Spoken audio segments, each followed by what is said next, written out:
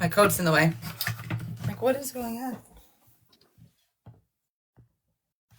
All right, guys, but I do have to mute for a minute because I have to finish these dishes. Otherwise, I'm not going to be able to cook dinner. We still are missing one. Hold on.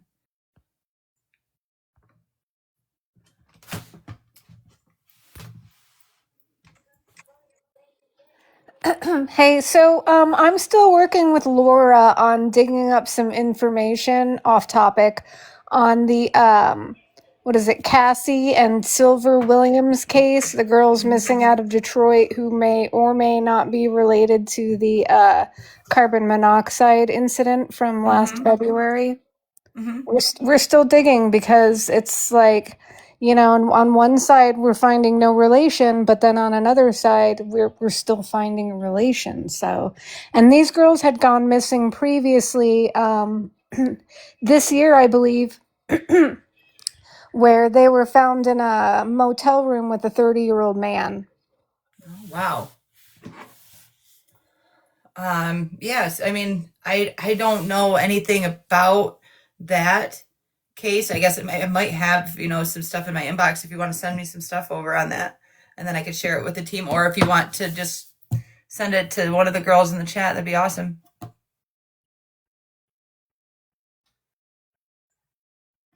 right. Make sure you guys are liking, hit follow, and share so we can get this out there.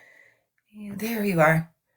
I can never find your name and send you an invite, Kayla. It worked. I know every time Tessa and Felicia and always show up, but yours I have to like search and then I can't find it. It's because she has an @ sign in front of her name. Oh, okay. Well, that's what I need to do. I'm like, because I can never find it. All right. So we're at 55. Make sure you hit like, follow, and share. We'll get started here in just a couple minutes.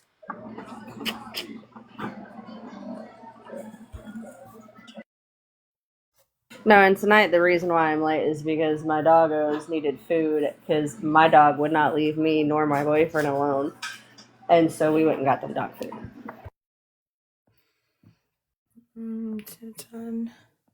I still like that one better, but I wish we could move it over.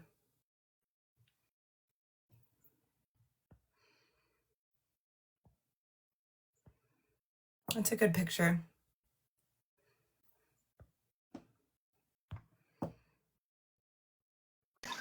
That is one of my favorite ones, the one that you just said. That's a good picture. She's so beautiful. I know. Once we get started, I think I'll switch that over. And then when we'll kind of slowly switch the pictures around, if that's okay with you. Hey, it's your show. I'm just here for some info. No, it's your show, hon. It's about your daughter and how we can get her back. Every photo's my favorite photo. All right. I'm just going to mute here for just a second. Give everybody 2 seconds. Can we make sure my mom gets sent a link? I don't know if she knows how to get on with that one. Oh, she's here. She's in the... Oh, she is? Okay. Yep, she's in the comments. I didn't see her come in yet. I'm making coffee. I've been up since like 5 this morning. I invited her up if she wants to come up. One second, guys. I'm going to try to change this. Airdrop.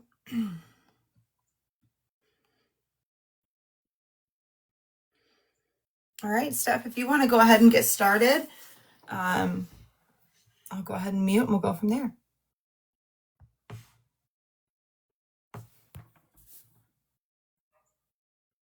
Sorry, I couldn't get my finger to push the button. No, it's okay. I don't know. What do we start with today? Well, I think just giving us a briefing on, what happened leading up to Kylie leaving.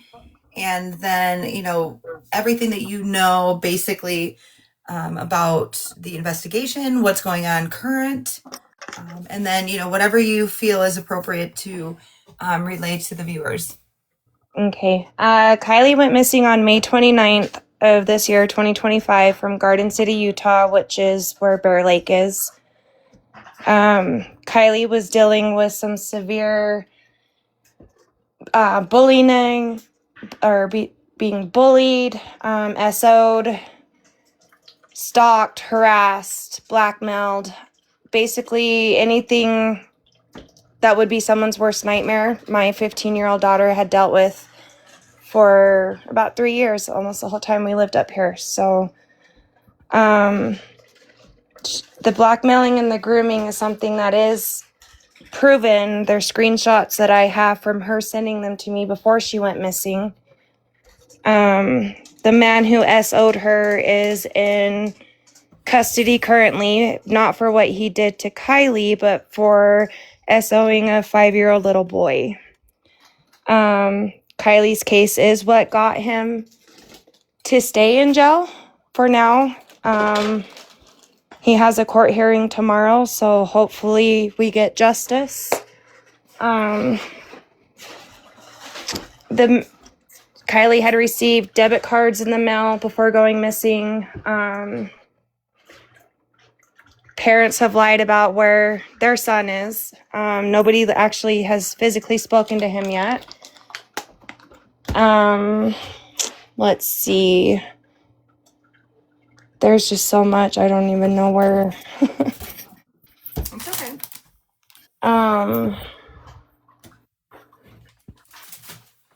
A lot of people think that she was upset with me when she went missing. She wasn't. We were actually at the best relationship we've had since, well, in like the last 3 years. No fights, no arguments. The last thing she told me was, "I love you, Mama. Good night." She was here at home on May 29th. I was here. I got off of work. I came home, hung out with my girls for a little bit, and then went to a guy who I was dating. I went to his house about just after 9 p.m. and I had talked to Kylie through text before she went missing. My last message to her was 9:44 p.m. The last text message on her phone was 9:52 p.m. The last anything used on her phone was 10:37 p.m., which was data. Something I didn't mention last night that I think it might be crucial is the amount of time from the last text message to when data was last used on her phone is the same amount of time that it would take you to drive down Logan Canyon. That is something I did forget to mention last night. The man who had SO'd Kylie last year in 2024, this is proven. I can prove this. I don't know. You can't find anything on social media, but he left here in Garden City and drove to West Haven to pick up a 13-year-old girl who stole over close to $12,000 from her dad to get Ryder, or to go run away with Ryder and start a new life with him. When I was able to finally report Kylie missing, I brought it up to the deputy who first responded. His name is Deputy Wahlberg. He's one of the ones who resigned from Rich County Sheriff's Department over the summer. I had asked him to go over and do a well child check to see if Kylie was there. He had just previously been convicted for the SO from the year prior. And that's what got the FBI involved. The deputy went over there, knocked on Ryder's door, and supposedly looked like he had just woken up. The deputy didn't look through the home, nothing. He called me to let me know that Ryder looked like he had just woken up. There's no way he would have had any amount of time to make up a story. And that he believed him that Kylie was not in the home.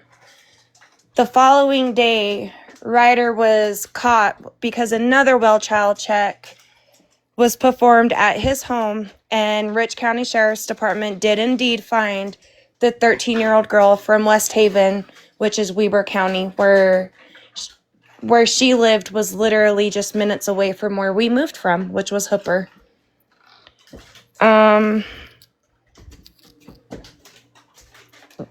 The failure to search when they did the well child check would have saved Cassette, the 13-year-old girl that was picked up by Ryder the night my daughter went missing. He picked her up later in the evening. It was either right before midnight or just after midnight. The time frames that I gave from the last text message to Data, was the time frame from going down to the same time frame of picking up Cassette. It's all this, how long it would take to drive from Garden City to West Haven. The FBI had gone in and spoken to Ryder. He's still one of my main suspects, only because he stalked Kylie for a full year after the SO. Rich County Sheriff's Department wouldn't do anything about it.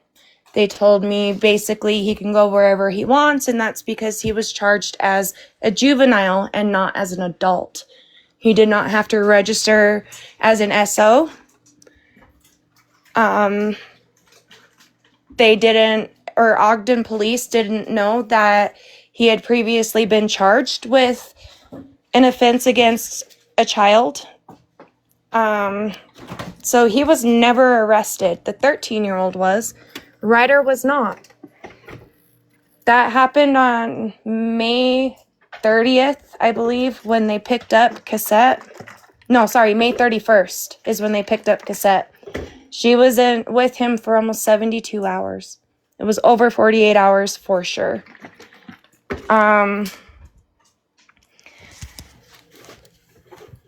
It's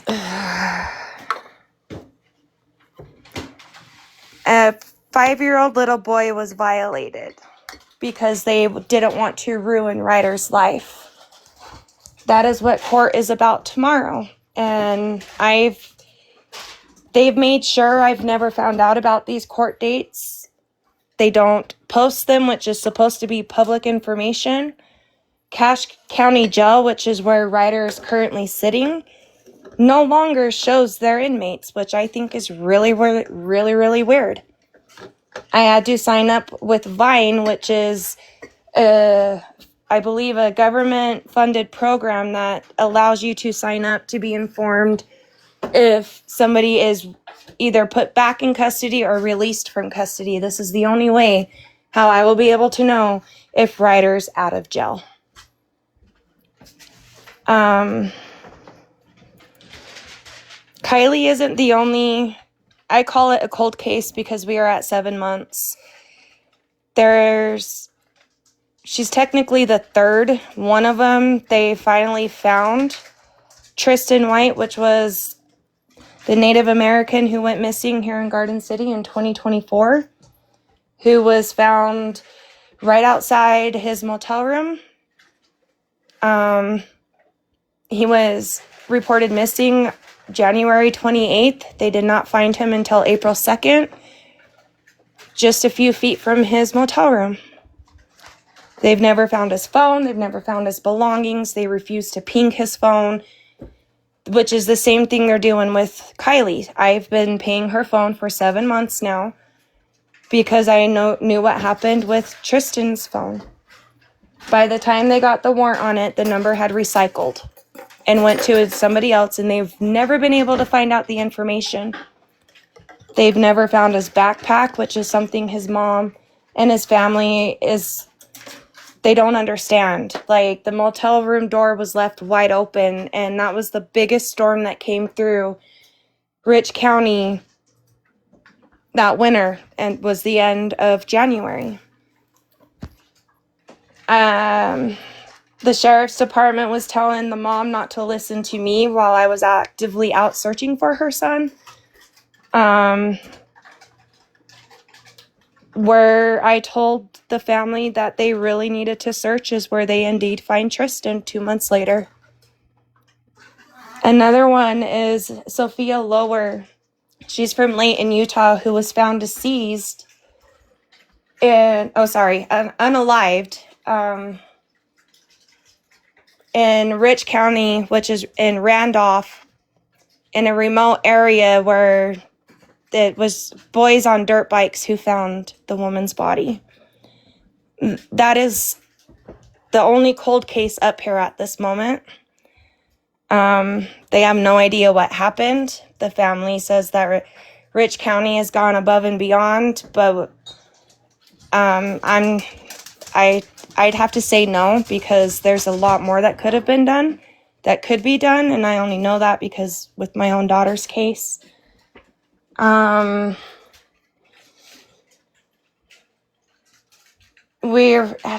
Every tip that we have received has been deemed not to be Kylie, especially if there's no surveillance.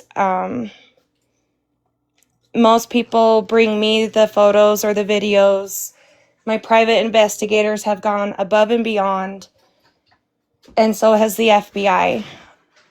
I haven't even spoken to anybody with Rich County Sheriff's Department since August 27th was the last email I sent them.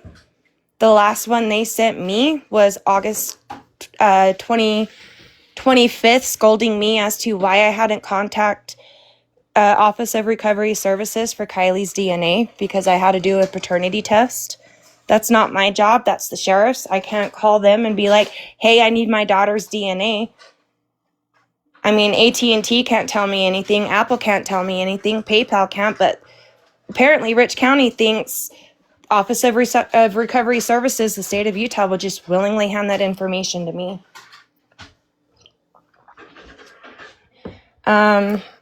Warrants are sitting on the Attorney General's desks that are not being signed. The FBI has requested quite a bit, and they get the same thing as I do.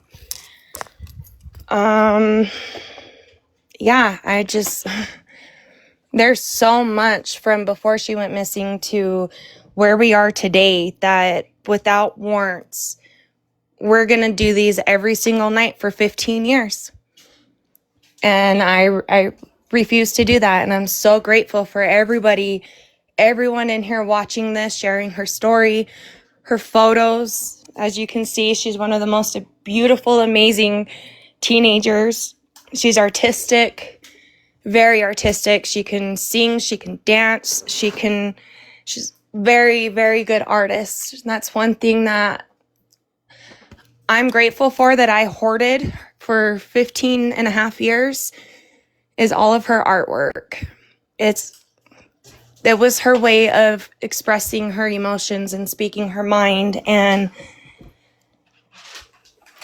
she's just a beautiful person inside and out. She would do anything for anybody, and I promised her that I would never give up on her, and I never will.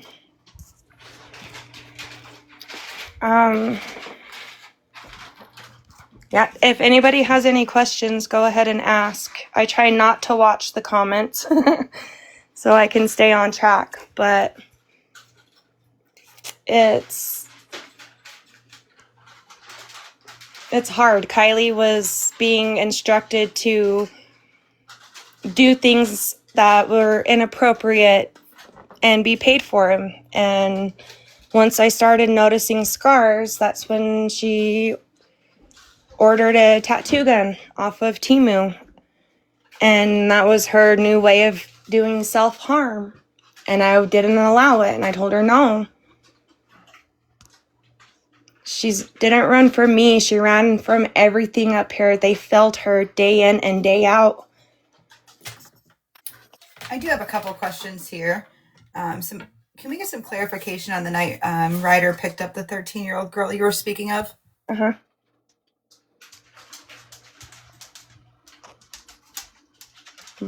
Can you hear me? Yeah, I can hear you. Oh. Did you hear my question? Yeah. Okay. Well, you have a couple of questions about the night that he went and picked her up. Yes. Okay, what's your question? Well, we just need some clarification on that. Just basically. Well, Mommy, you need to use your mic. Thank you. I don't know, like, what else you want me to touch up on. All I know I speak to the mom anytime I call her. She answers. I think my question was that was it the night that Kylie went missing? Yes, the night Kylie went missing was the night he picked up the 13-year-old from West Haven. Okay.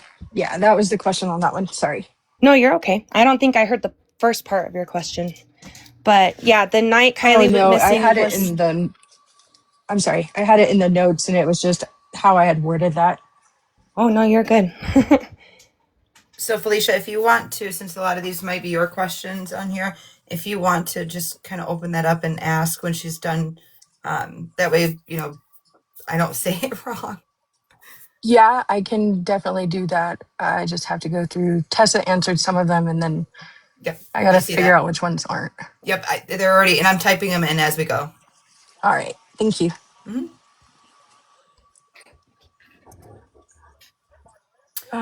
The next question was the suitcase that she bought. I saw the picture that Tessa found of the pattern.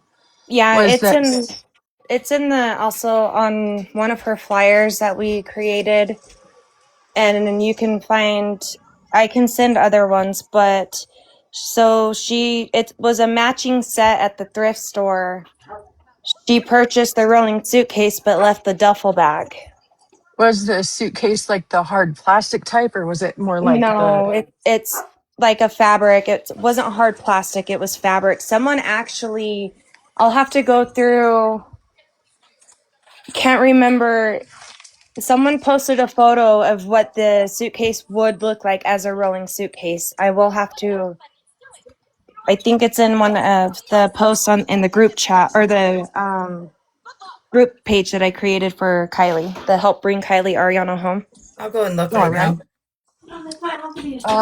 The last was the last actual purchase on her Cash App card the interaction at that gas station, or was Yes. it a different?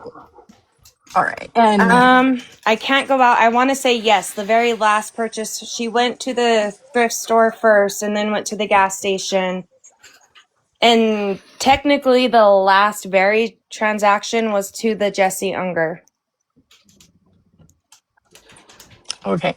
And do you know if Ryder lives on his own or if he still lives at home with his parents? So this is where it's going to get really funny. Somehow, some way, he's able to live in the only low income housing up here in Rich County, in an apartment that's not even in his name. It's in his older brother's name, which everybody knows a huge violation with federal housing. He's been incarcerated since June 24th, but they're holding his apartment for him. And do you think he would have roommates there? Like, I know that it's under his brother's name, but like, No, but how do I say this nicely? Nobody up here would ever live alone with Ryder. That's one of the best ways to put it. Kylie wasn't the only victim in Rich County. She's just the only one who spoke up and got justice. do you remember when Kylie bought her Xbox? Put that in the notes when we are done with this. I can actually pull it up because she used her Cash App card to purchase it off of eBay. Okay. So And I have two more. go for it. Where in Texas was the pain? I can't. Mom, do you remember what I told you? Yes, you told me it was Dallas Fort Worth, and that's where their headquarters are. Yes. Okay. And is Bray from Utah? No, he is from Missouri. All right. That's all my questions. I'm going to go chop up some jalapenos and turn on my mute mic. Ooh. So it looks like there is a question from someone in the comments that asks, "What about the Asian Association in Salt Lake? They're a group that helps with trafficking victims." With We have to I've say never we say even heard about trafficking. that. Okay. That is something that we do need to look into. Crystal, if you want to send information about that association that you know of to Allie, that would be helpful. Yeah, we're creating a task force. We're not just looking for Kylie here. We're gonna stop this. Jennifer, what's your question?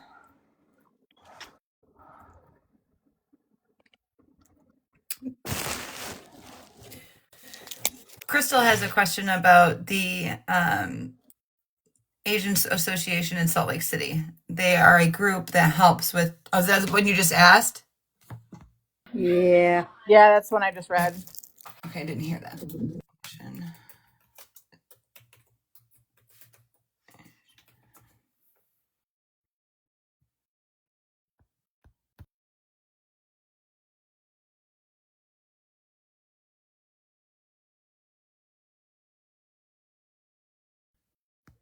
Crystal, the answer to Tat, yes, we have. We have reached out to them.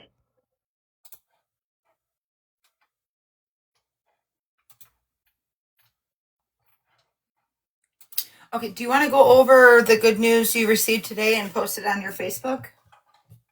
Yes, so Rich County Sheriff's Department updated they didn't update, they made a new post on their Rich County Sheriff's Department Facebook page stating that the JTTF is now investigating Kylie. That's a department with the FBI. It is a joint terrorism task force. It's pointing more towards because it's showing signs of the 764 group, which is now considered a T group. So that is really going to spread a lot of light, hopefully get more answers, and hopefully get the warrants that we've been begging for 7 months now. And just to let everybody know, the 764 group is classified as a terror network through the DOJ and is considered a terrorist Tier 1 investigative matter by the Federal Bureau of Investigation.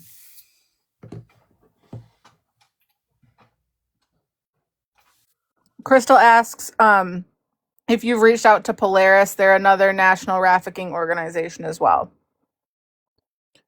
No, we have not. If we can get that information as well, it would be very, very appreciated.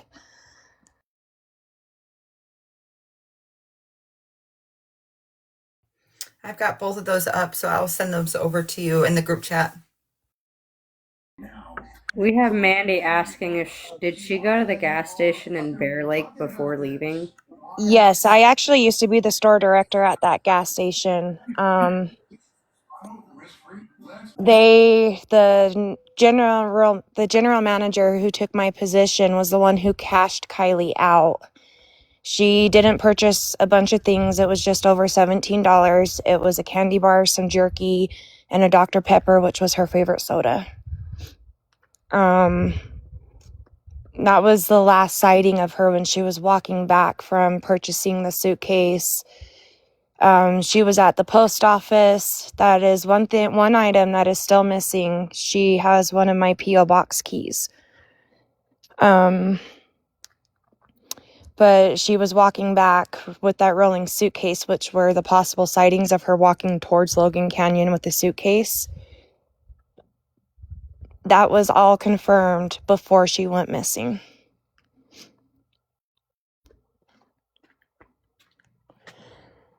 And Mandy asked if we have cameras of what she was wearing. I know exactly what she was wearing. She was wearing fishnet stockings, a velvet teddy nightgown that had like a metal cross and some lace. She wasn't supposed to be wearing it. It was something she had received before she went missing. She had received multiple packages within I'd say about 2 weeks before she went missing. She was waiting for one item and it never came. And I believe wholeheartedly it was a burner phone that she was waiting for.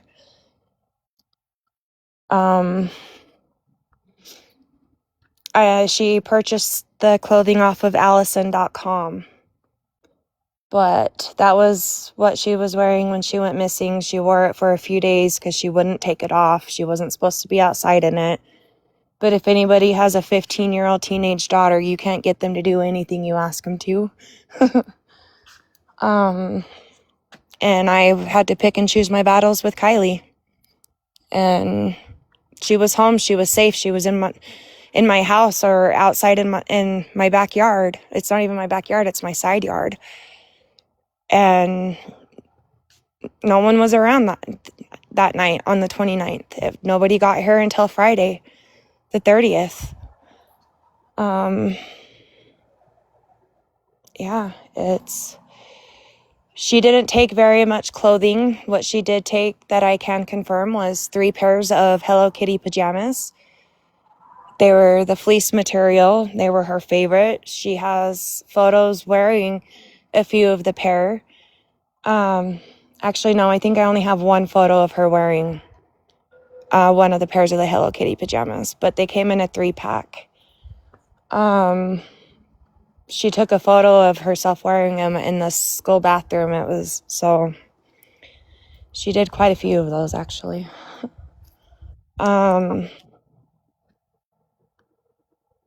Yeah,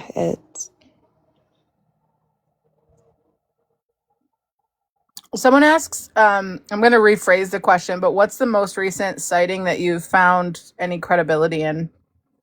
Or contact? If it wasn't a sighting, maybe it's contact. the one... I have to be careful how I answer this right now. The main one that we know even though it was deemed not to be her, I know it was her, and it was the Perry sighting. Kylie was seen at the Perry rest stop just off I-15 in Perry, Utah, on the northbound side, so she would have been heading north towards Idaho, where that rest stop is. It's over an hour away from my home. The lady could describe my daughter to the T. When she saw the flyer with Kylie wearing the weirdo beanie with the long black-haired wig, is when she knew without a doubt it was Kylie. Kylie took off the beanie and the wig and was wiping her face, and the lady wanted to talk to her, but she didn't. Until this day, she's kicking herself in the butt for not saying something. Before she left, she was sitting in her car, and Kylie was sitting on some rocks right out front, right kind of on the curb, and a Hispanic male with, according to the lady, who had a fresh haircut, nice fade, clean cut, walked up to Kylie, asked her if she was hungry, and she got up with a big smile on her face and walked towards the vending machine, and that is the last known sighting of Kylie.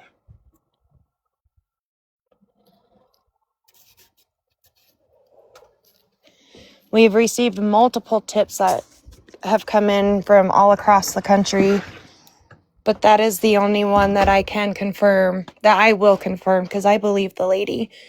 She's willing to do a sketch, so if there's anyone in here who is a professional sketch artist, please reach out to us, because I have some witnesses and I need to know if it's the same person, because they all basically describe Kylie with a older, heavyset Hispanic male with long burly hair and tattoos. And that's more than a coincidence to me, because this is the first time I've ever mentioned it on social media, anything.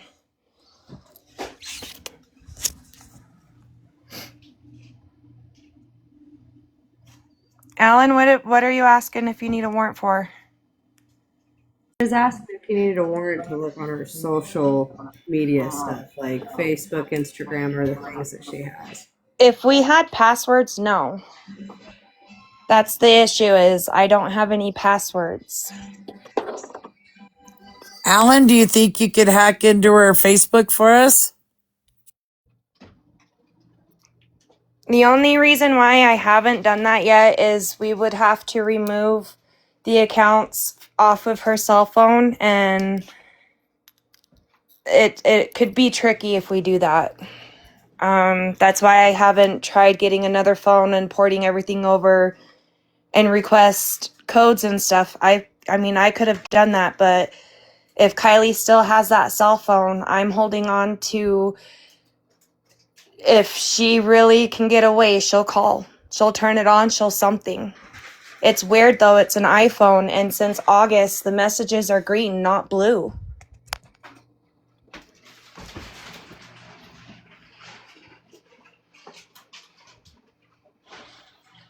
Alan, I don't have her phone. If we had her phone, we'd have all these answers. When you say that since August the messages are green and not blue, can you tell me more about that? So when Apple to Apple devices text each other, they're blue. Android devices will be green. So if an Apple phone texts an Android, it's green. So what messages are you seeing?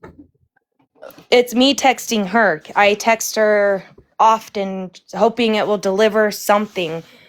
Hoping somehow, some way, if the phone, I don't know. I message every account that I know of, trying to get her to respond. Okay.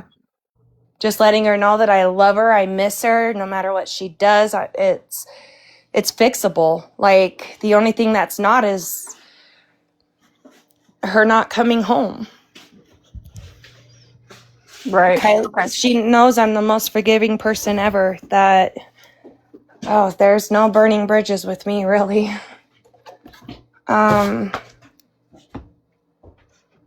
Yeah, it's...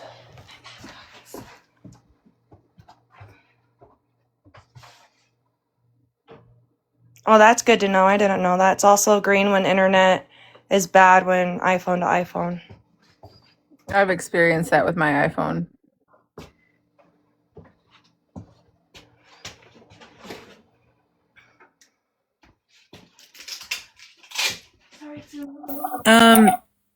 I did talk to my stepson, who is asset protection for Walmart, not at that Walmart, but he is going to look and find out if he could get access to that.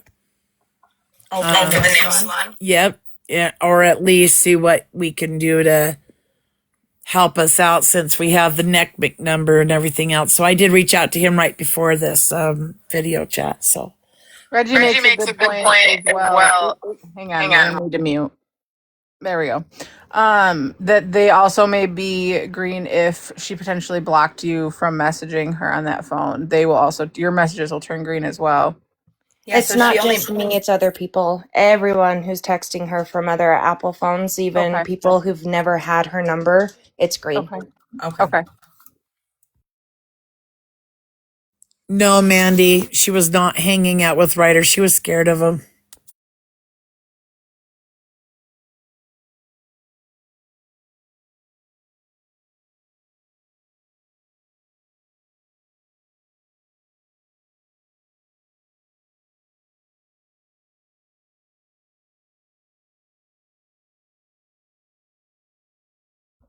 Everyone, I want to thank you again for being here. Don't be afraid to ask questions. I'm an open book.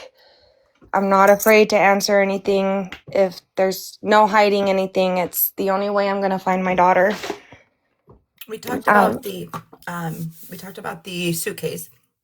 Can you go into the what you found in the driveway the morning she went missing, and the shoes that she also purchased? Yes, so we'll go with the shoes. Kylie purchased a pair of white tennis shoes from the thrift store as well, the day she got the suitcase, which was identified in the tip that we had received. At that time, I hadn't even spoken with the thrift store employees, so we really didn't know what she purchased until my neighbor went and asked for me, because I was working 2 jobs, still trying to keep a roof over mine and my 13-year-old's head.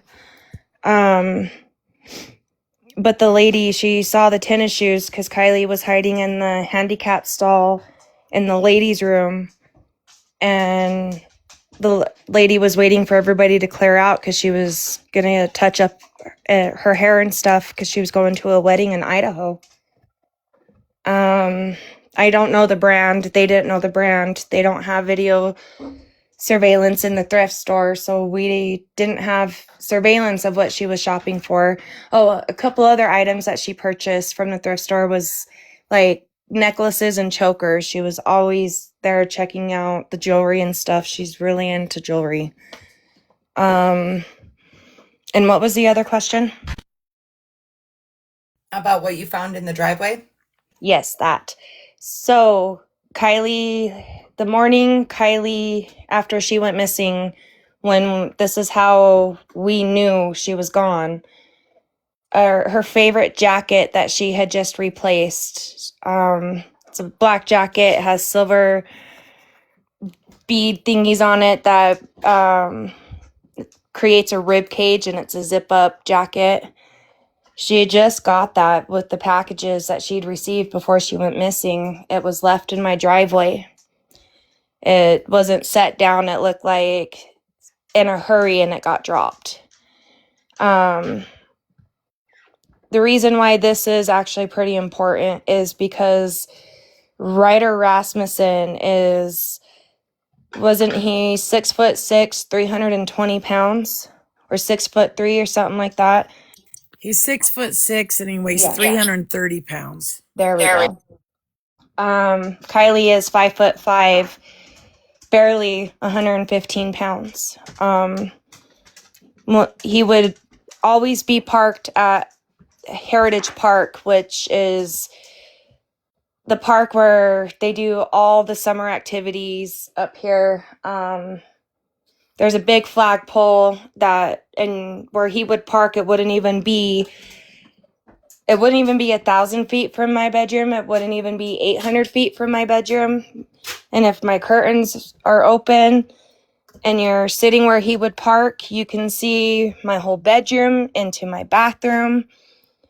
He was there the day Kylie went missing. He would always be hot rodding up and down that road. People have called and complained about him multiple times and they never did anything about it. But he could have came over, grabbed Kylie.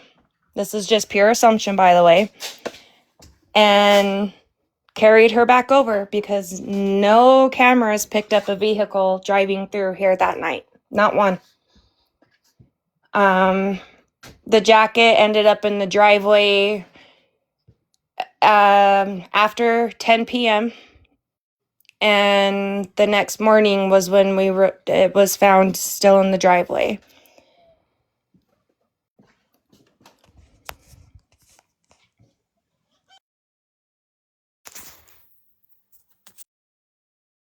Pissy Jacobson, Ryder is the guy who SA'd Kylie a year ago.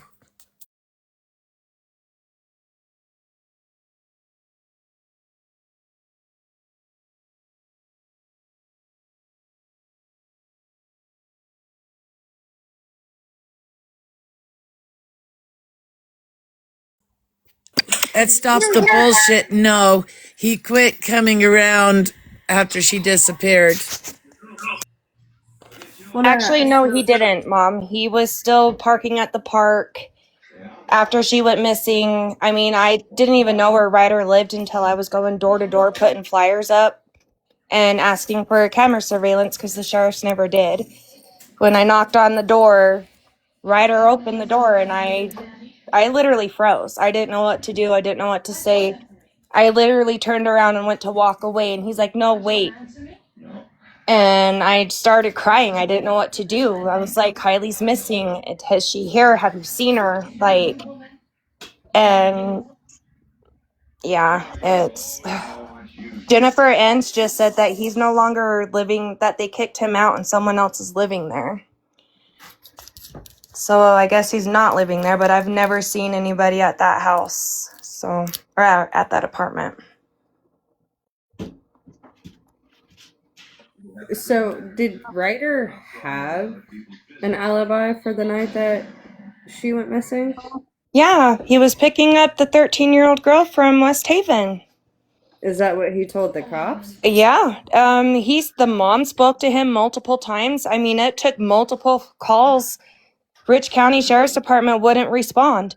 So the mom called Ogden Police and was like, what can we do? And Ogden Police was like, you need to go do a well child check. They arrested the 13-year-old, but never arrested Ryder. Even though he was court ordered when he was charged with Kylie to stay away from anyone under the age of 18.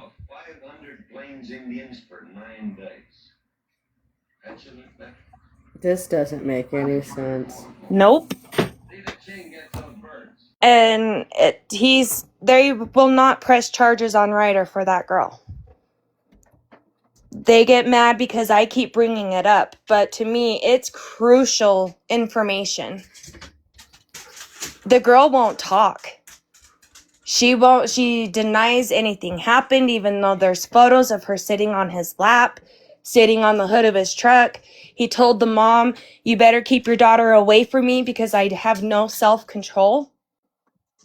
He is straight the profile of the P word. Like it. The only reason why Del Stacy, the sheriff of Rich County, told me he didn't want to ruin the poor boy's life. His dad was a Rich County firefighter for about 20 years, and he was killed in a head-on collision on my birthday, November of 2022. So it was November 2nd of 2022. Ryder was on the school bus. When it drove past it, he saw it before any first responders even responded to the call. A guy was committing S and swerved and hit them head on. And Ryder's dad died, which I can't imagine. I really can't. But it doesn't give him the excuse to keep doing this to innocent people. It don't matter if they're 0 or 101 years old. Keep your hands off people. The messed up part is nobody's asked this question, and this is, to me, it's very, very important. How did Kylie meet Ryder? Because there's such a huge age difference. Kylie met Ryder on an LDS church activity. They all went down, boys and girls, in a group activity to go down to the Layton Temple, and then left the temple and went to go hiking in the mountains in Layton. Kylie didn't want to go. Ryder drove himself because supposedly he had to leave early and go to work. Kylie left with Ryder. Nobody knew where he was. My youngest daughter was with them and didn't even know Kylie was gone until after they came back, and by the time they knew, 2 hours had gone by. By the time I was made aware, 3 hours had gone by, and I got a phone call asking if Kylie made it home. I was like, what do you mean? Did Kylie make it home? She's supposed to be with you guys? They ended up calling Ryder, made him turn around and go back, took him out to Pizza Pie Cafe, and then came back up. 2 days later is when he essayed Kylie. 2 days later. Within 2.5 weeks of knowing him, he talked Kylie into running away with him. And if she wouldn't have told her friend, I would have been living this nightmare back in 2024. He was parked right down the street from my house, waiting for Kylie. I got the phone call and I was standing right next to Kylie, and I was like, she's not going anywhere. I called Ryder and I was like, I don't know who you think you are, but you have no right coming here trying to pick up my daughter and go run off and start a new life with her. He was literally, at that time, it was about a month shy of him turning 18. Kylie was 14 years old. 14.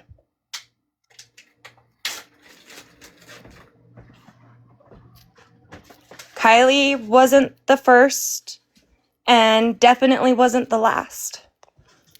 But by golly, we're doing everything we can to keep him in there so he can't do this to anybody else. his 5-year-old cousin. I can't even, it made me sick to my stomach. It's hard living with the fact of what happened to my daughter.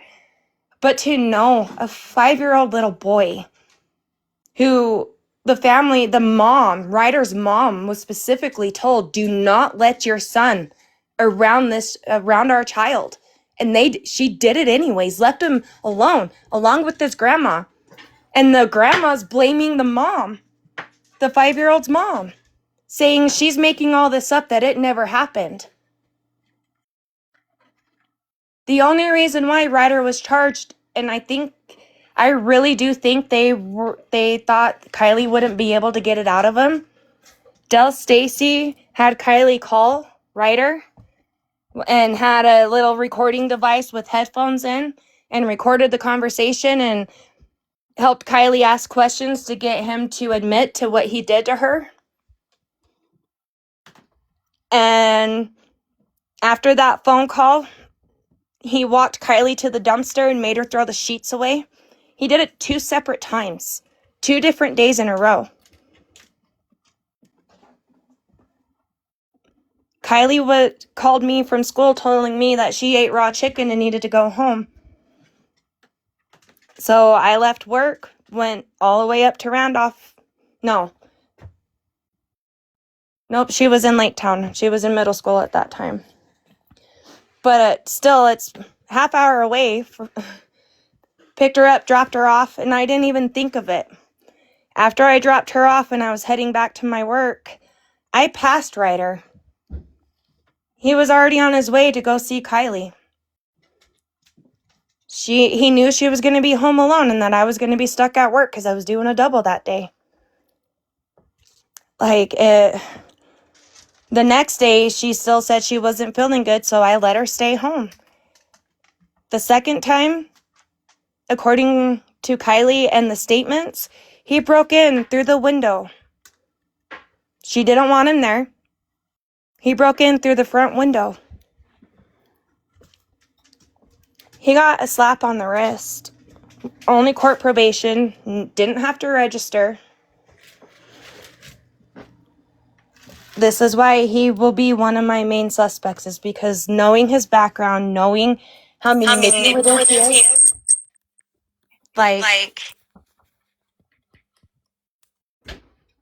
Thanks, Mom. I don't know why when you put your mic on, Mom, it makes it echo so bad.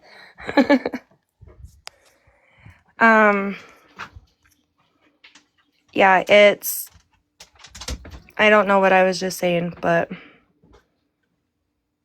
oh yeah, that's all he got, was put on court probation.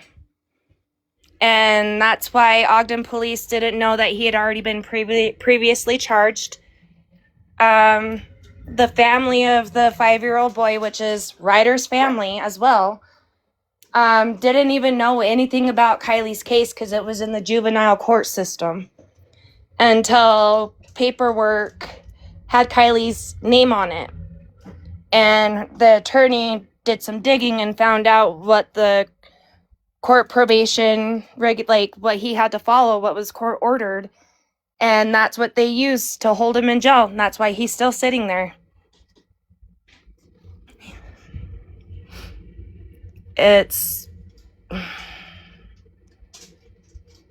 Yes, they are. They are seriously protecting him.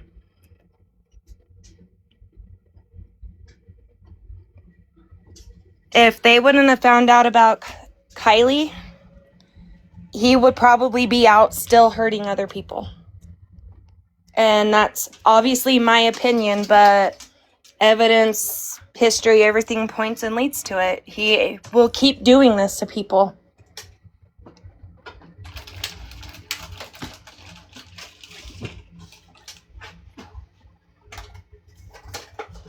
Yes, May 29th of 2025.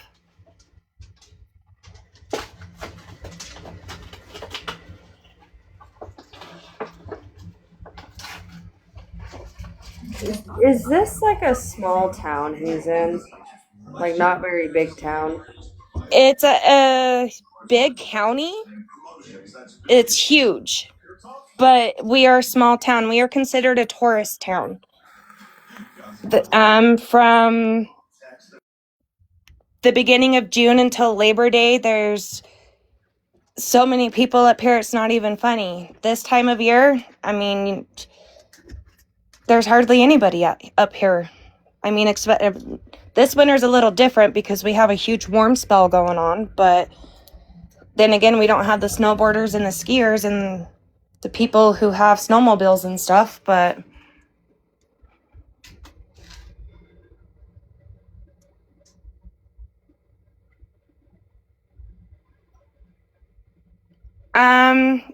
user 8850187888. That is a huge possibility. It's I don't know if it would just be Kylie though. It would be anyone, rather if it's boy or girl. I believe he has no preference. Kylie was number 8, and she tried getting justice for the other 7 before her. Chasey, sorry, I saw your comment earlier. No, Walmart won't give that information, but that's what my mom was talking about earlier. My stepbrother works for loss prevention for Walmart, and he's going to see what he can do. My FBI agent is aware about it, along with my private investigators, and they're supposed to call me back when they find anything out, but as soon as I know, I promise you I will let you know.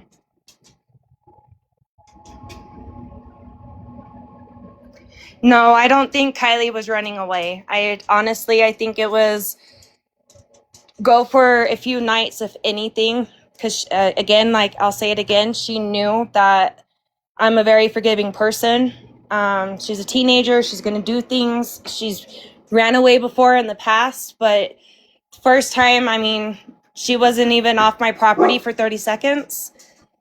The second time she was gone for less than 4 hours, or no, it was like 30 minutes. And then the third time was she was gone for less than 4 hours and was found with her ex-boyfriend and his mom, which everyone will ask questions about him. No, they don't know anything about Kylie. I've done well child checks.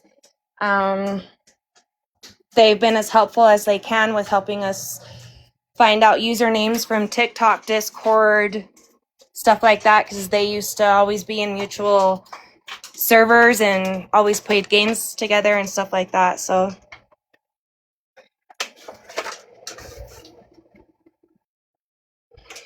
user 8850, I'm not going to keep going. If he gets released and comes back up here, they're not going to watch him. They're going to let him do whatever the heck he wants.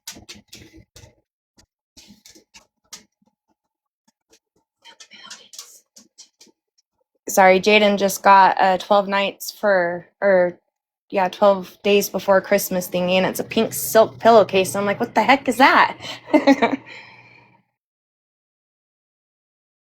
What's going on my pillow? It's Utah. She went missing in Bear Lake on the Utah side in the town called Garden City. His name is Ryder Cordell Rasmussen. He is currently in Cache County Jail.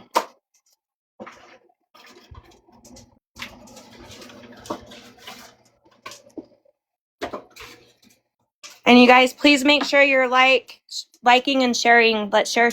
Let's get this out there.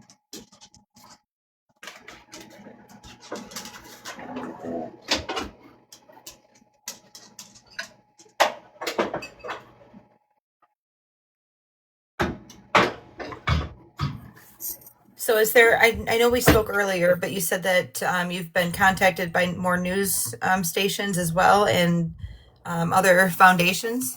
Yes, actually, and I was able to confirm it is because of Rich County's post and using the JTTF.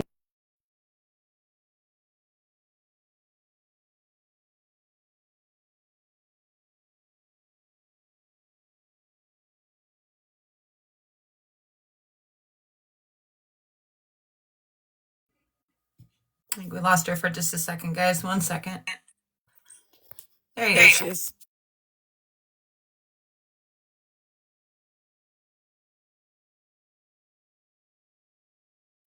So we have 153 and it keeps going up viewers right now. If you could please hit the follow button, tap your screen, and then share. We want to make sure that we get Kylie's story out. The goal is to get her back home with her family. So please share and let everybody know.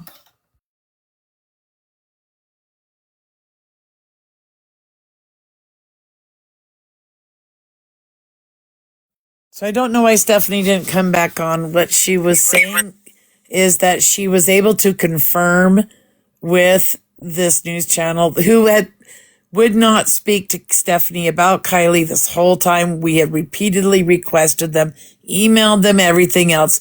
But after they saw the post with Rich County saying that the JTTF was involved, that's why now they came on board. Oh, I think she's back too.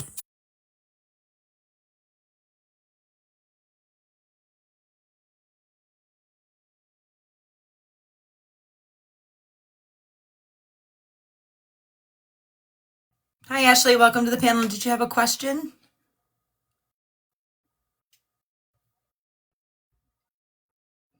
Ashley, do you know you're in the box?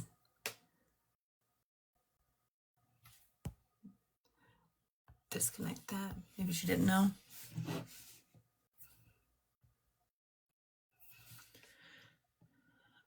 So let's talk about some of the accounts. So what she was talking to an ex-boyfriend up until like mid-August, correct? Can we talk about a little bit of that and then maybe touch base on some of the accounts just to kind of give a view that we're looking for a girl that's still there. She's still communicating somehow. We just haven't heard from her since that time.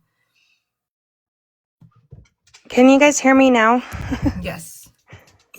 Okay, I don't know what the heck just happened to my phone, but I lost all sound, mic, everything. That was really, really weird.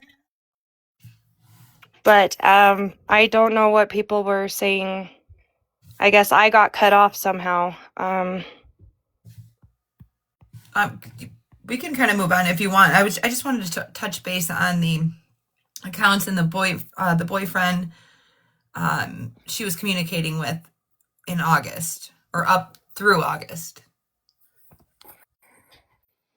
I can't talk about that. That's part of what I'm not allowed to talk about right now. Okay.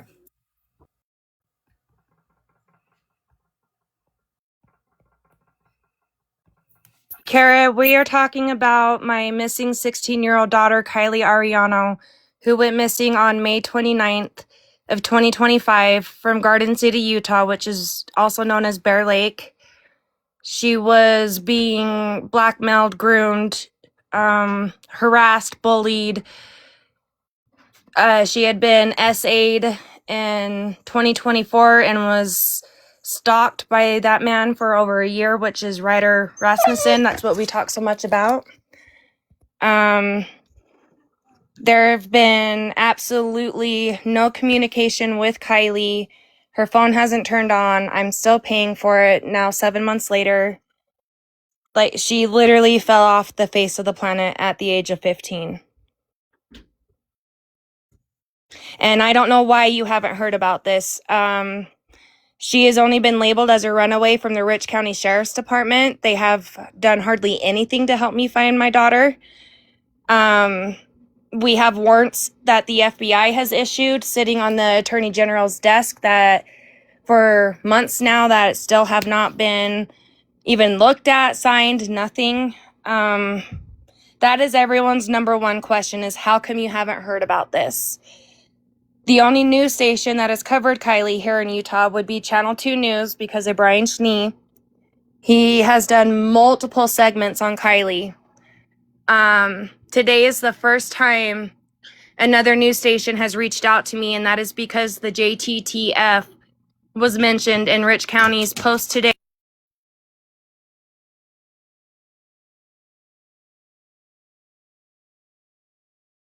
I think you got cut off again, Steph. Can you hear me now? Yes, ma'am. Well, I don't know what is going on.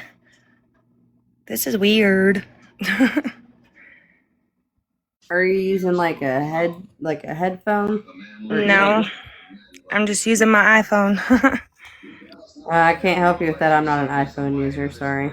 Yeah, no, I have a feeling it might be for other reasons. So yes, she is. She's been put in NECMEC. I got her in there when after 6 weeks of her being missing. She's in NAMIS. She has an NCIC number. She has a cyber tip number that was created from NECMEC. I've done everything.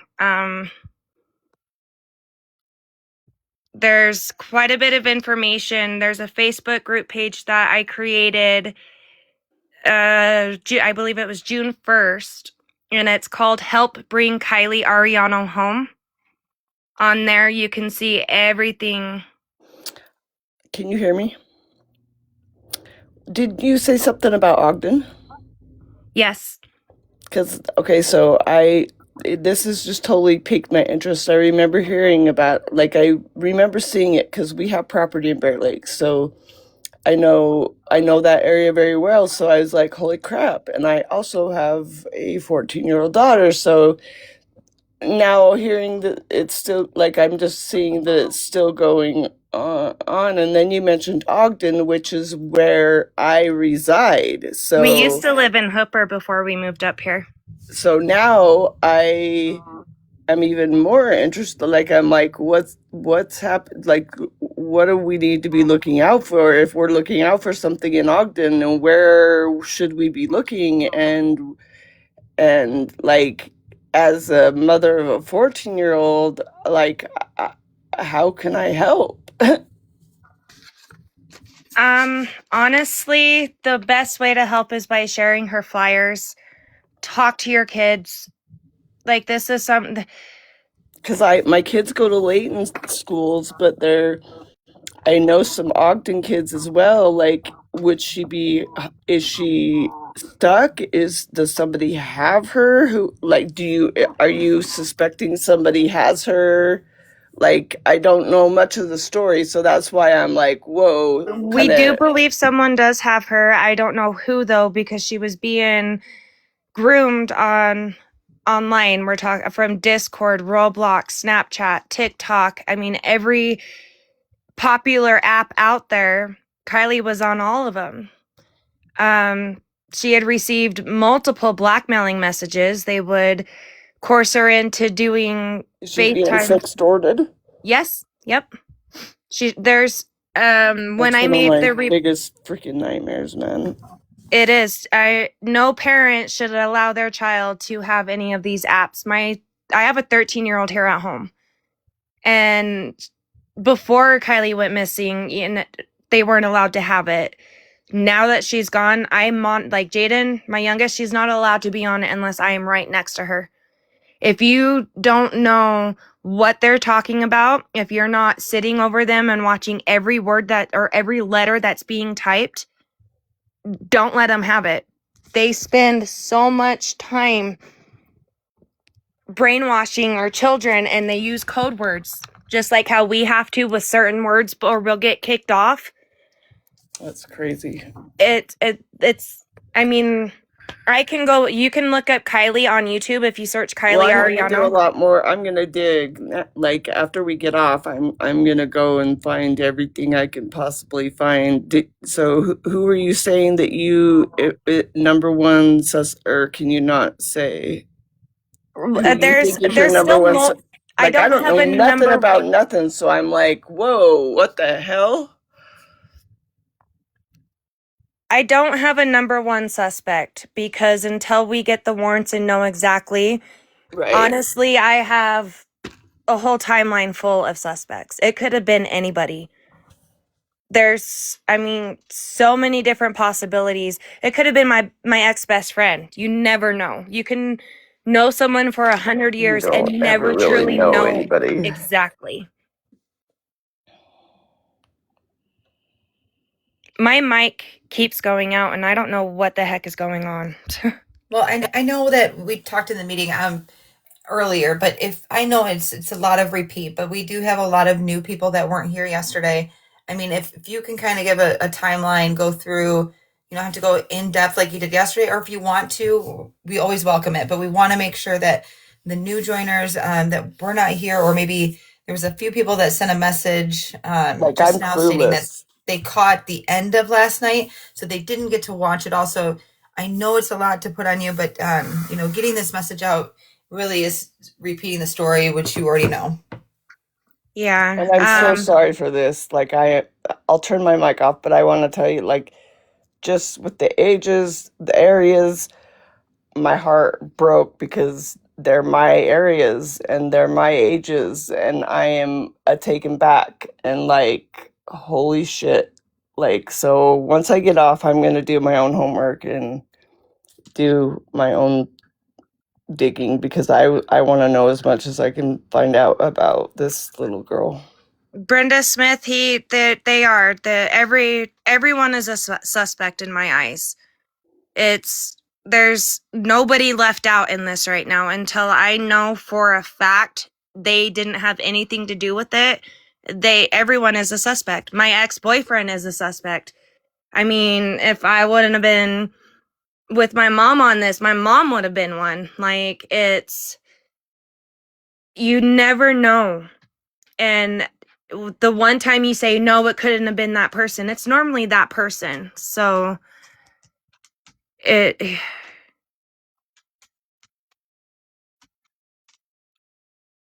don't know what you're talking about, Brenda, but She's yes, telling the she story is. of what's going on with her son and his child right now. Oh, okay. I don't know nothing about her story or anything. I don't mean to sound disrespectful or anything. I'm really sorry. Yeah, she's just relating. Yeah, no, not everybody's your friend. That's one thing I've learned. And yes, Mom, my ex-husband, both of them could be, yes. I've given every person I know to the FBI. So, but yes, kind of a recap. My daughter Kylie Ariano has been missing here in about an hour and a half. It'll be 207 nights. Over 7 months. She went missing on May 29th of 2025. Has not been seen or heard from since. We've had a few possible sightings. One that I will confirm as it being Kylie, and that was in Perry, Utah, at the northbound rest stop, and that was May 31st around 11 a.m. That was thoroughly investigated by Utah Highway Patrol. Utah's searching group, it's called Road Warriors for the Missing. Jason Clark runs that. Alan Robbins is their private investigator. And my other private investigator, Steve Fisher, all followed up on that. Rich County Sheriff's Department, they were made aware about it, but according to Del Stacy, they never were. I'm assuming that information went with the sheriff that resigned during the summer because he was the main sheriff on Kylie's case. That is there. We've had a few. I believe the one that was in Salt Lake was Kylie, but the photos Rich County Sheriff's Department were able to obtain definitely wasn't Kylie. The timing wasn't even correct. Steve Fisher was doing his best to get video footage and camera stuff from UTA because it was around a track station. The person who reported the sighting was a code enforcer giving a ticket on a car that was parked wrong. He went back into his into the car because he recognized Kylie. He didn't know how. And then all of a sudden, Kylie's missing flyer poster was on his screen. And he was looking at Kylie, looking at his phone, looking at Kylie. And the guy swears it was Kylie. I keep forgetting about this tip, by the way. I'm happy I remembered this one so we can get other people back on this. Mom, was that when... No, that wasn't when Wahlberg came up. there was another possible sighting of Kylie at an eye doctor down in Logan, but that definitely wasn't Kylie. We've had one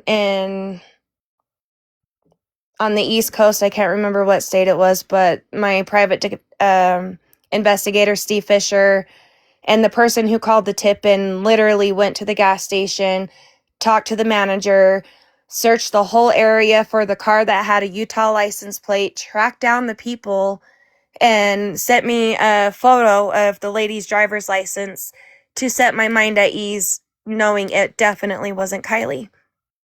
Instead of wondering, like, was it her? Could it have been her? It definitely wasn't.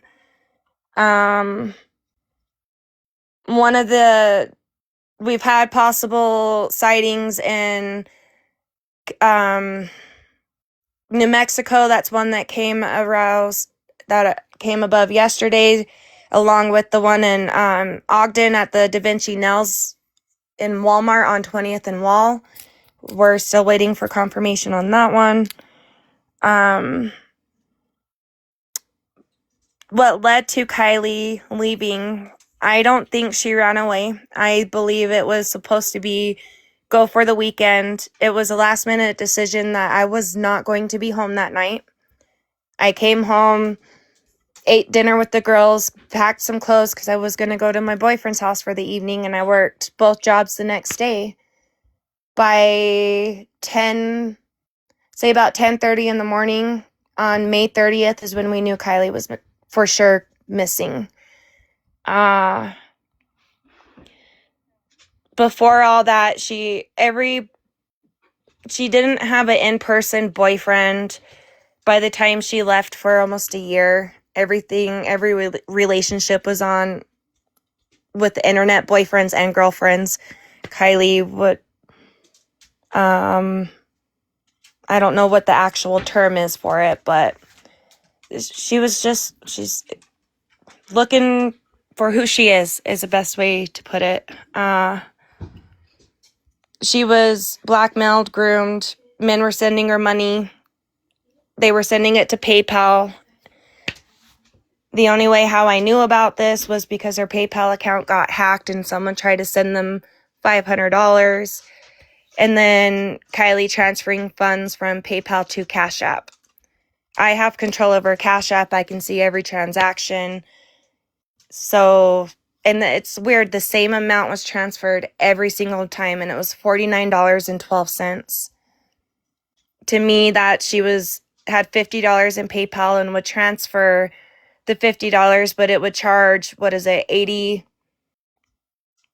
cents. I think if I did my math right, 88 cents to transfer that amount. So that's why it was $49.12.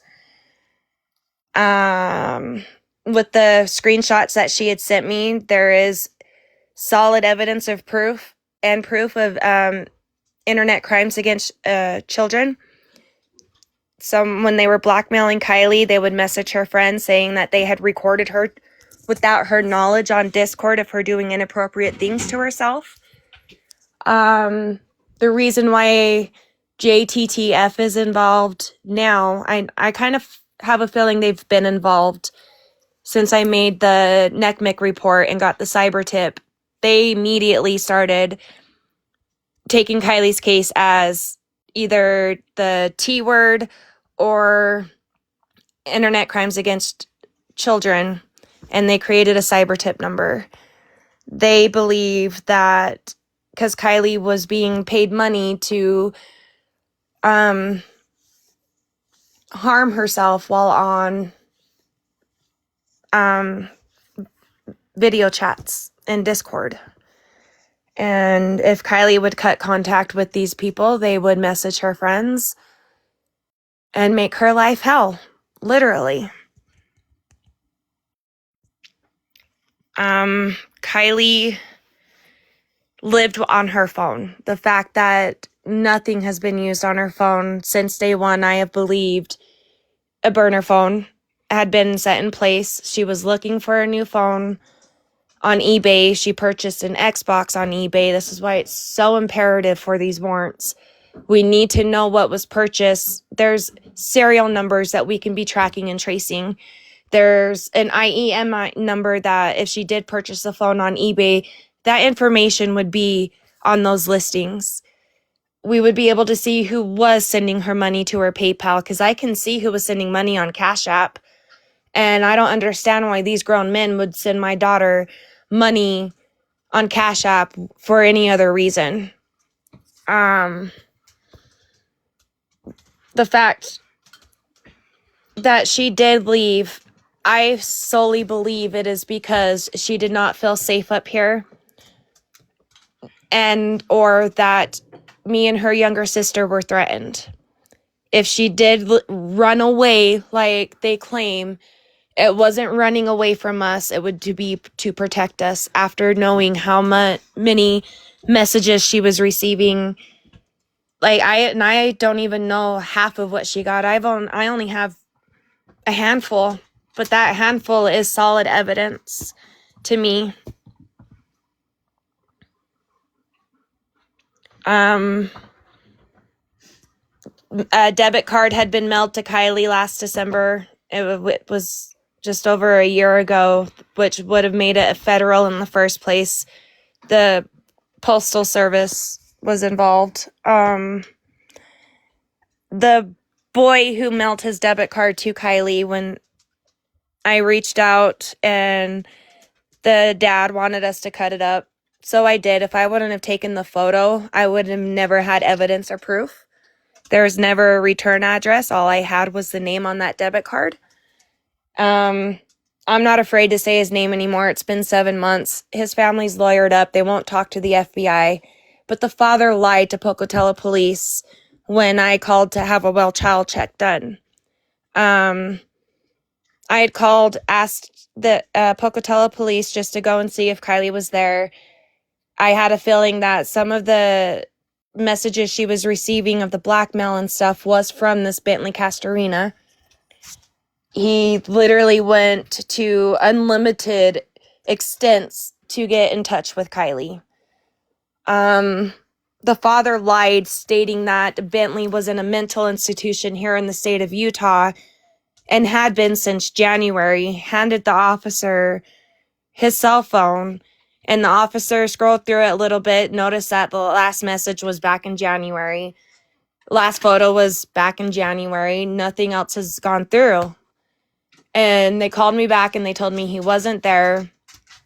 They believed what the dad said and went on their merry way.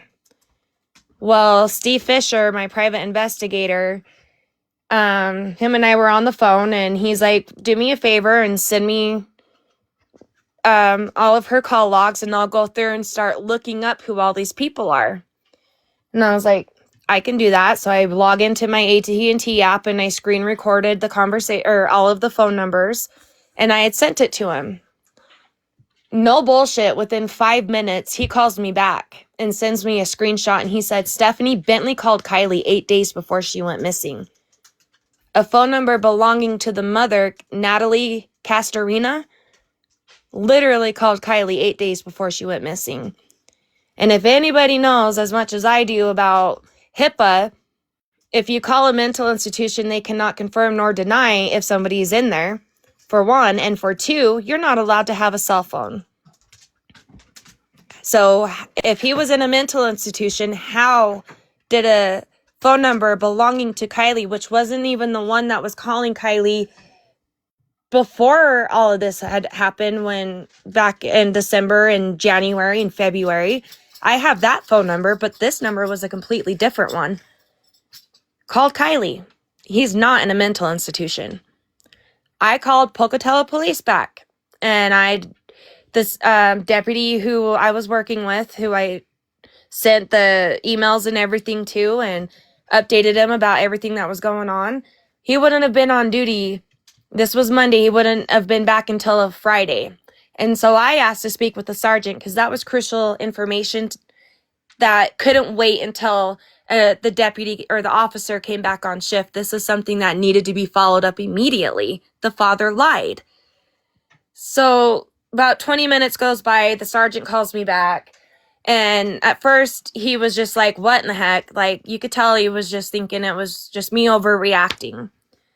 Well, while I was talking to him and telling him everything, I really intrigued his interest. He got on the laptop and started scrolling through 2 previous calls to that address.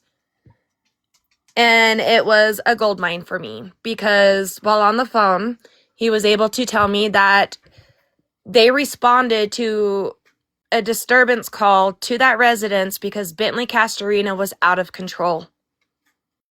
And that was in March. So definitely have solid evidence of the dad lying to the police about where his son is. Till this day, we still have no idea where Bentley is. The parents haven't posted anything about him since Kylie's disappearance. One of the weird things that I do want to make note on is it was, I think, about a week or 2 weeks after Kylie went missing, the mom posted on her Facebook asking for somebody who would be driving from Boise to Spanish Fork, Utah.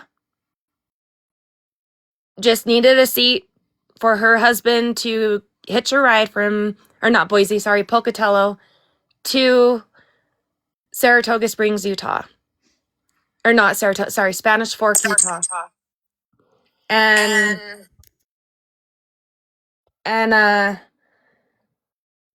needed to pick up a pickup truck and drive it back home. To me, I want to know what that was about. Did the dad purchase a new truck? Did Bentley take the truck, come and get Kylie and take her down there, and something happened with the truck and it got impounded, and so the dad had to go get it? Steph, What? look at Simply Shelley's. Her daughter was in a day treatment with a kid named Bentley in Utah. I think you tried to. I might have clicked a button on the side. Yeah, you tried to get invited. Oh, Yeah, do you know you're live? Oh no, sorry. It's My okay. mom added me. Sorry, it was my mom, not me. Okay. So we just had some technical difficulties, but we figured out the posters. Thank you, Tessa. Thank you, guys.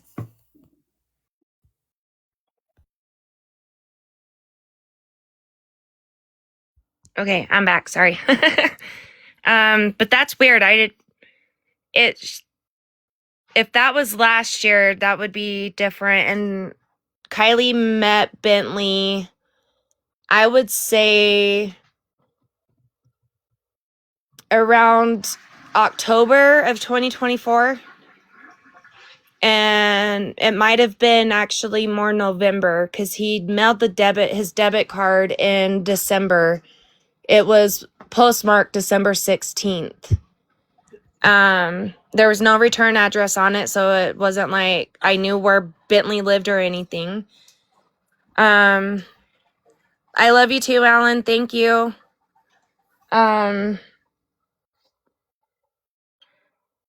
Sorry, my mind just went blank. Hey, Stephanie, I don't want to interrupt here, but I just want to make sure that we have over almost 220 people in the comments or in watching. If you can please hit the follow button, like, and share this live, that'd be greatly appreciated. Yes, please, please, please. Let's get this beautiful face out there. We got to bring her home. Oh, back to Bentley and the debit card. He hand drew a little note or something for her to color because, like I said earlier, Kylie is very, very artistic. Painting is her favorite. We did some digging on Bentley and found out he was actually hit by a car quite a few years ago and won a massive settlement.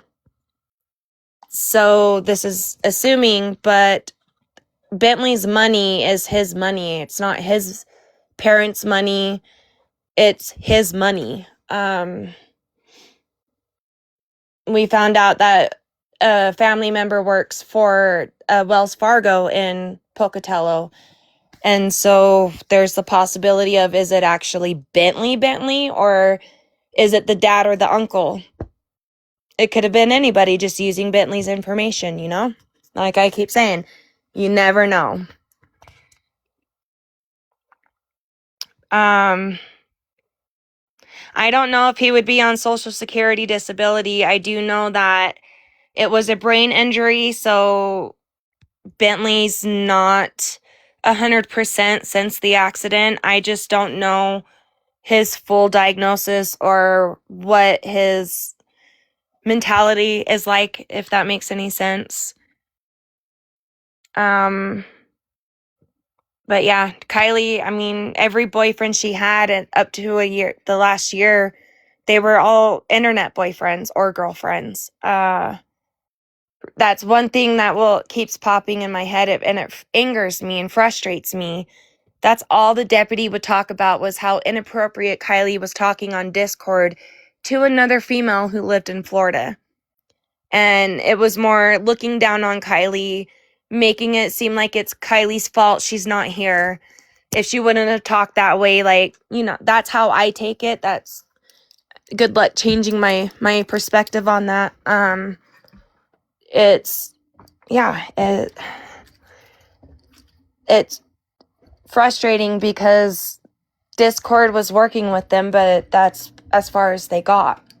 They didn't continue looking for anything else. The information that we do need, unfortunately, will be only provided if we get a warrant or a subpoena, because they won't just willingly give that information.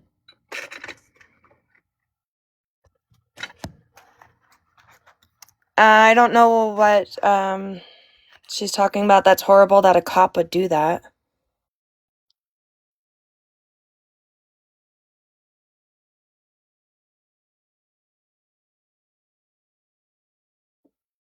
She went missing on May 29th of 2025. Yes, there is a reward offered. I refuse to list an amount.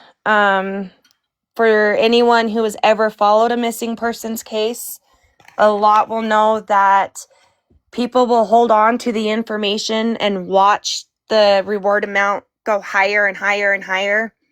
And until it's something they're comfortable with, they're just going to sit there with the information.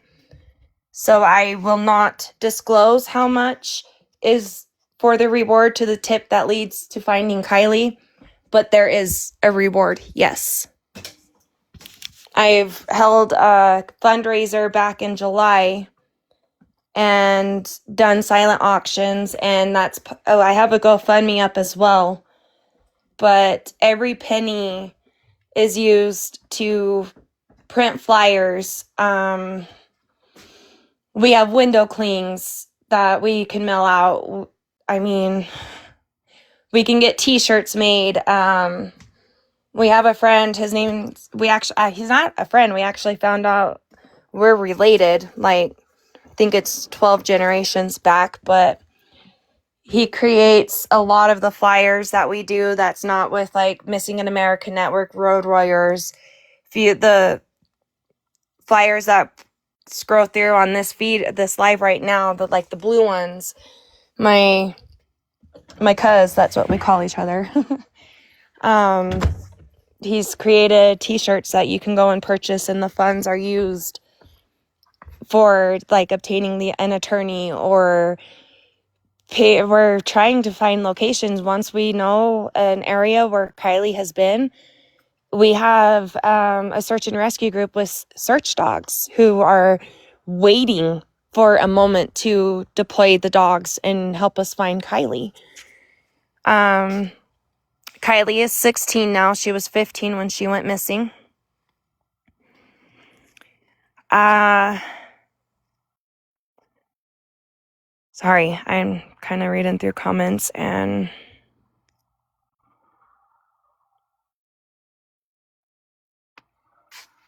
yeah, if anybody has any questions, go ahead and ask. Yeah, we've only had, from what I can see, 51 shares on this, and we've lost some members. We're down to 180 right now, but let's get it shared. Let's get her beautiful face out there.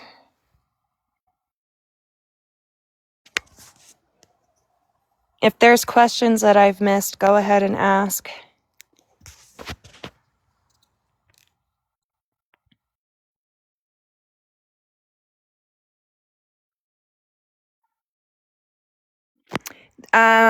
They have pinged her phone until we get the warrant. to actually find out what location. I have AT&T, and according to them, everything pings to Dallas, Fort Worth, Texas area. Every time they ping it, it's always the same location. They've had FBI agents scour the area. I mean, we found a photo on a Twitter account that till this day I still swear it's Kylie. And they tracked the IP address and did a stakeout and watched that area because it was just really fishy. It was property belonging to a man in his late 70s, early 80s, and what was being posted on that Twitter account was teenager stuff. So nothing came of that. But they were out there for quite some time. Yes, Fort Worth, Dallas area is what the FBI agent told me.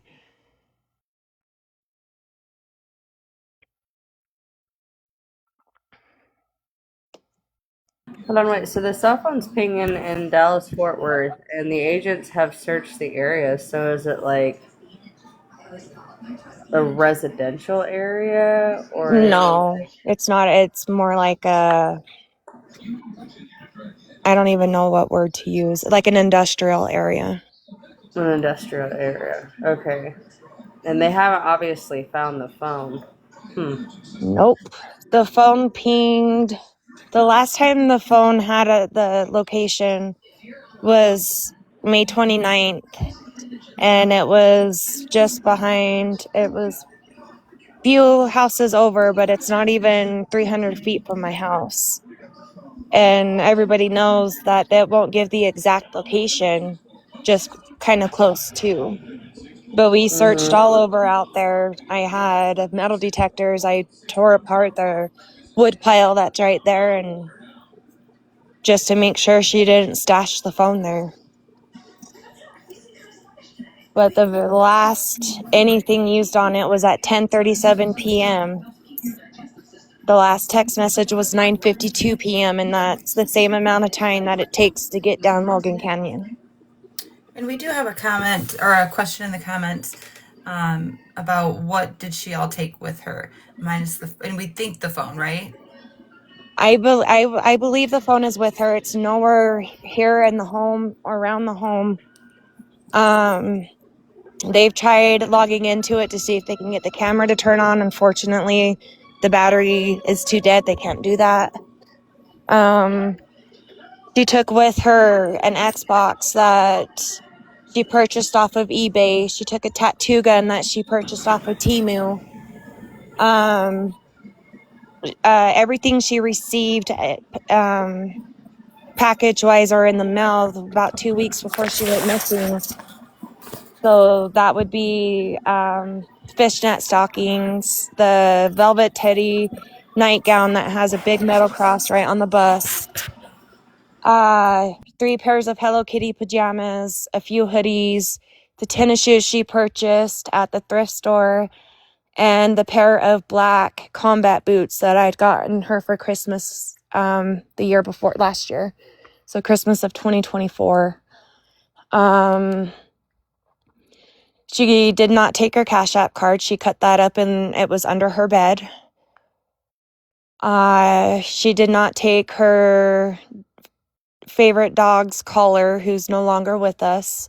She would wear it as a choker, and that's something she would have taken if she would have been gone, if she planned on being gone for this long or never returning. She took the suitcase that she purchased from the thrift store.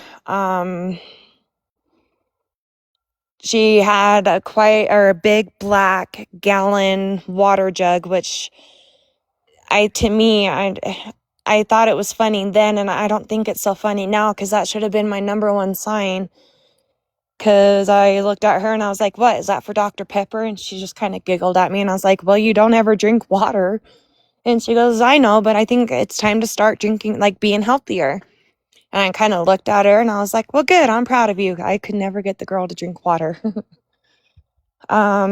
She received a bunch of little mini Vaseline containers. I don't know if you guys know what I'm talking about, but they're like little travel size Vaseline, and she was supposed to give one to her sister and she never did. She really didn't take very much, it was a little suitcase. It wasn't like a big rolling suitcase. The Xbox would have taken up majority of the room. I mean, she didn't have a laptop. She only had the school laptop, which I had. This is another crucial part of information. On June 3rd, I reached out to the school and asked if it would be possible to find the laptop Kylie had used the whole school year so we can get it submitted into evidence to see if there is any ounce of information on it. Within a matter of, I want to say it was 3 hours, Del Stacy called me and asked me if I was home because he was bringing me Kylie's school laptop. The sheriff, Del Stacy, brought me her laptop instead of submitting it into evidence. That was June 3rd. I had it all the way until August 26th when the FBI finally got involved, and they came up, and August 26th is my youngest daughter's birthday.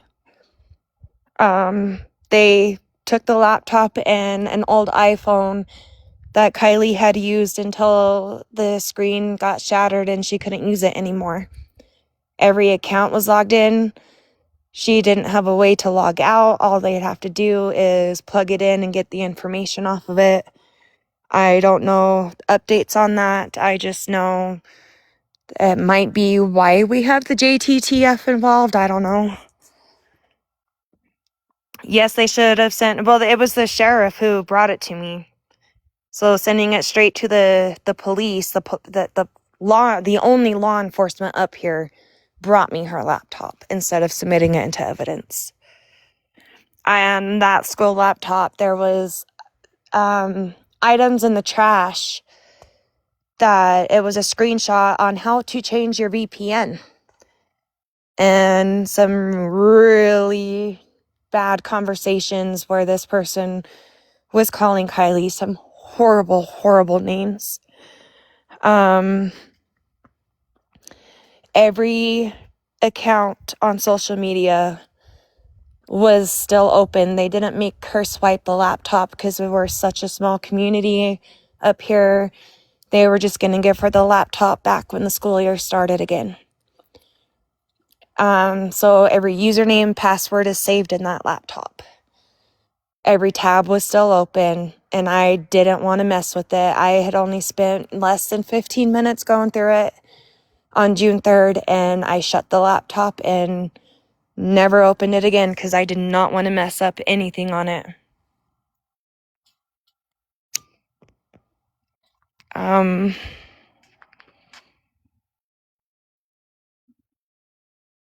Sorry, I'm reading some comments. It was a Chromebook type of laptop, so it had touchscreen.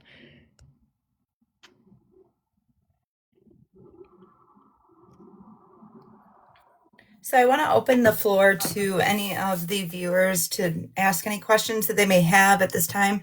We're going to try to wrap this up at 11 o'clock. So that gives us about 13, 14 minutes to be able to ask any questions. So if you do have any questions, please put them in the comments so Stephanie can get those answered for you. Yes. The FBI last pinged her phone just a few weeks ago.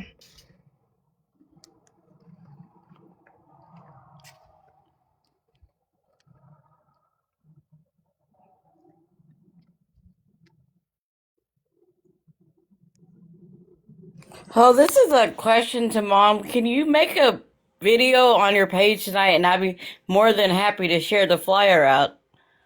If you actually go on Facebook, I have a Facebook created. I'm talking about on your TikTok. Oh, this is the second live I've ever done. I'm not TikTok savvy at all. You can go on to my page and take it off, or you can go on to Tessa's or Skull's or say that first name again. Sorry, my phone cut out. You can go if you go to mine or Tessa's or to Skull's, any of those, you can go right on their page. It should be tagged right in there. All right, I followed back, and I will go and look and share for you guys. Prayers to Thank your you family. so much. Thank You're you. welcome. Thank you.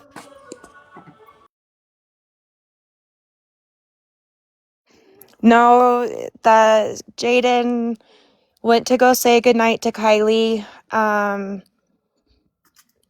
Kylie's room was on the opposite side of the house, and Jaden will always be my baby, I think, and sleep with me every night. Especially more now since her sister disappeared and she was left here all by herself. The bathroom door, so on the east end of my house, which I call that Kylie's end, there's a bathroom on that end, and I have one in my bedroom, but I call it Kylie. We used to call it Kylie's bathroom. The bathroom door was shut and the light was on, and Jaden went to say goodnight and told her through the door, "Good night, I love you." And Kylie didn't say anything back, and this was around 11 p.m. on May 29th. Jaden went to bed, didn't think anything of it, woke up the next morning. We rehomed I have Siberian Huskies, and they had 9 puppies, and one of them we didn't find a home for 2 years, and finally rehomed her. And the family that took her came up here to go camping at Rendezvous, which is one of my favorite camping spots up here. It's right on the beach. And they brought the dog over for the girls to see, because it had been, by that time, I think 2 months after we had rehomed her. And Jaden was like, said something to her, but we left Kylie alone. She's the type, she's a night owl. She would stay up all night and sleep majority of the day until about noon, 1-ish. So Jaden just left her alone and went and saw the dog at the park, which is not even 300 feet from my house. And they came back, and that's when it was really noticed Kylie's jacket being in the driveway. And the lady was like, "Whose jacket is that?" And Jaden kind of started panicking because she didn't notice it before, but it was Kylie's favorite brand new jacket. And Jaden came running in the house and searched the house, and Kylie wasn't here. And that's when Jaden called me to tell me, "Mom, Kylie's gone." And I went to check her location, and sure enough, it was the night before, behind my neighbor's house, and the items were missing from her room. Steph, was the bathroom like? Did the bathroom look the same like the next morning, with like the door, however the door was shut or Yes, looked open? that's one thing why Jaden came running in and ran towards Kylie's end of the house. The bathroom door was still shut and the light was still on. And she went in Kylie's room, and Kylie wasn't there, and she noticed the Xbox was gone. And the Kylie, she swears up and down that my dogs broke my smart TV, but Kylie has been known to get really upset and throw things at the TV and break the screen. She's done it to 5 TVs. So she didn't even have a TV to play her Xbox on. She wasn't playing the Xbox when she went missing. The TV got broken, I want to say, about a week before she went missing. So I don't know if that's helpful at all. I forget about that every now and then too. So, but yeah, no, the bathroom door was still shut. We do have a question in the comments. Was she going through any mental health issues at the time during that time when she was breaking stuff?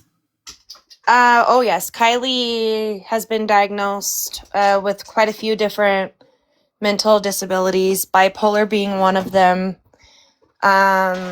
BPD, severe depression, or not severe, sorry, manic depression, agoraphobia, and was also diagnosed borderline schizophrenia. Kylie was talking days before she went missing, we had a picnic outside because her sister was camping she was gone for 5 days and came back the 29th. And so Kylie, I got off work and I came home with her favorite Mexican food, and we made a picnic outside, and we were just sitting outside having a good time laughing. And she kind of pauses for a second, and she was staring over towards the flagpole where Ryder would park. And she told me that she was having a hard time with her memory, that from 2019 to current. And I think this is really, really important because she said this 2019 to current, that her memory is like she knows certain things happened, but she can't remember exactly how they happened. I know Kylie was recognizing something was really going on because she asked me to make an appointment with the med doctor and get her back on her schizophrenia meds. The psychologist who diagnosed Kylie told me by the time she is 24 years old, she will be full-blown schizophrenic. Schizophrenia runs on my side of the family and her dad's side. And it's almost everything she suffers from is genetic, unfortunately. And I had spent 6 years in therapy with Kylie.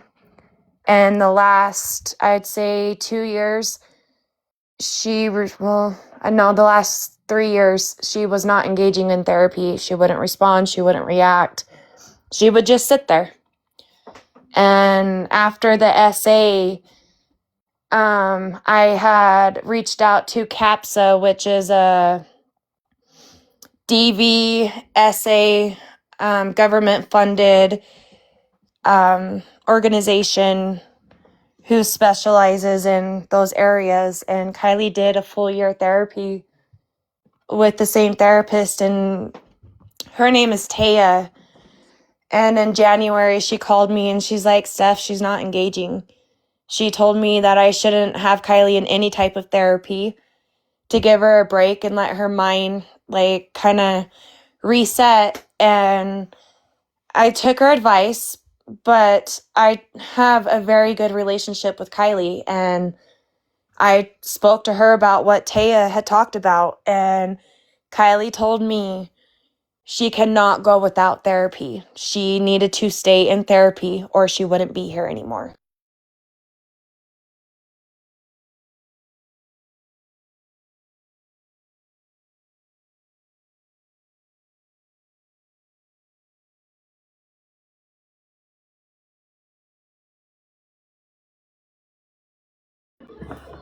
So she wanted to still continue therapy, but she didn't want to do the meds? Yes. Well, she didn't have, I didn't really give her a choice about the therapy. That was something, if she wasn't going to be on meds, she had to be in therapy. So that way she knew there was someone she could talk to if she felt like she couldn't talk to me. But towards the end, she did want to get back on her medication. We were in the steps of getting her new therapist to get the referral to the med doctor with Bear River Mental Health, which by the time she went missing, never it kind of fell through the cracks is the best way to put it. Hey, Stephanie. Yes. Is there, since we only had a couple minutes left before we end the live, is there anything, any message that you or Nana wanted to relay to everyone here before we end?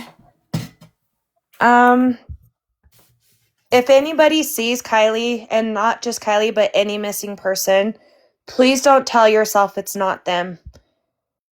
The tips we have received was by people saying, I'm sorry if I'm wasting your time. It's never a waste of time. Take a video. Don't take a photo. Take a video. Get everyone surrounding the area, everything. And reach out, call 911. Every law enforcement knows about Kylie all across the country, especially with their NCIC number. Don't approach Kylie. Please don't, because she has agoraphobia. So when people come up to her, she will not. She'll just completely shut down. And just share her flyers. Please go on Facebook, join the group, help bring Kylie Ariano home. We post all updates on there. You can post anything on there with any questions. My name on Facebook is Stephanie Kaye. You can personally message me on Facebook if you don't want to reach out to Rich County Sheriff's Department. We are in the process of trying to create our own tip line, so please bear with us on that. And like I said, don't tell yourself it's not her. Let me be the one to say it wasn't her. Yep. And Stephanie, I do have more information. I was just about to send that to you earlier, and then I completely got sidetracked. So I've got all that information on the tip line I could send to you. Woo woo. All right, guys. Yep. Thank you guys so much for joining, and we'll pick this up, and I think we'll probably wait a day, or probably pick this up. What is today? Monday, Tuesday, maybe Wednesday. We'll kind of recoup and just think of some more things. If you guys, like she said, if you need any flyers, if you want to go on the Book of Faces, the page is Help Bring Kylie, and the spelling is ARELLANO, home. Please go over there, and if you need some questions asked, please ask any one of us that are in the box. All right, you guys have a good night, and we'll see you back in a couple days. Thank you, guys. Bye. Bye. Bye. Thank you. Bye.